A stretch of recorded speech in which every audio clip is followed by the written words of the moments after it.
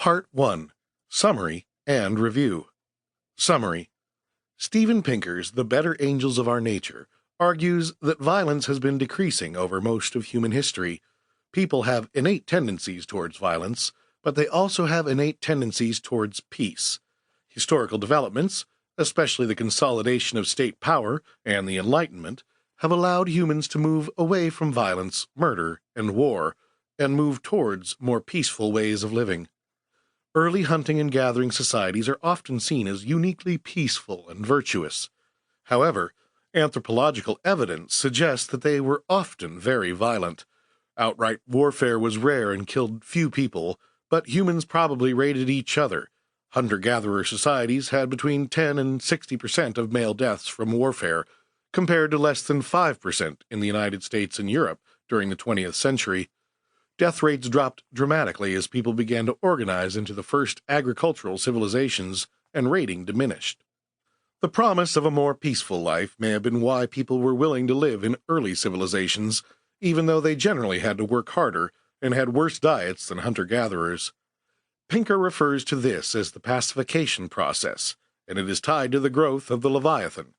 The philosopher Hobbes argued that the state, or Leviathan, reduced violence by centering the means of violence in a powerful state. Centralized authority reduced anarchy, ending the war of all against all.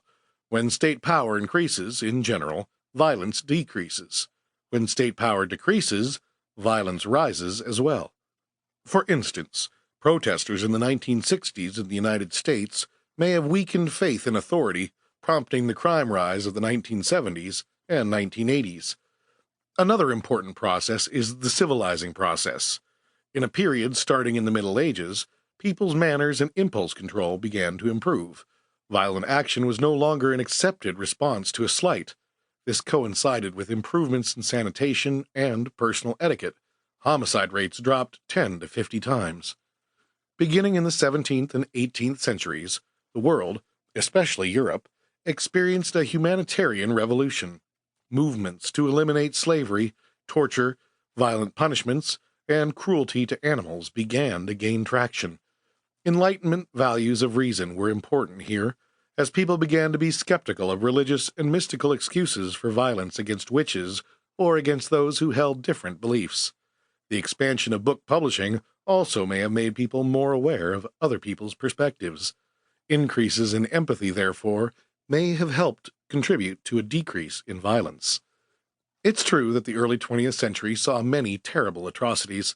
However, in comparison to world population levels, the deaths in World War I and World War II were not out of line with earlier eras and earlier atrocities.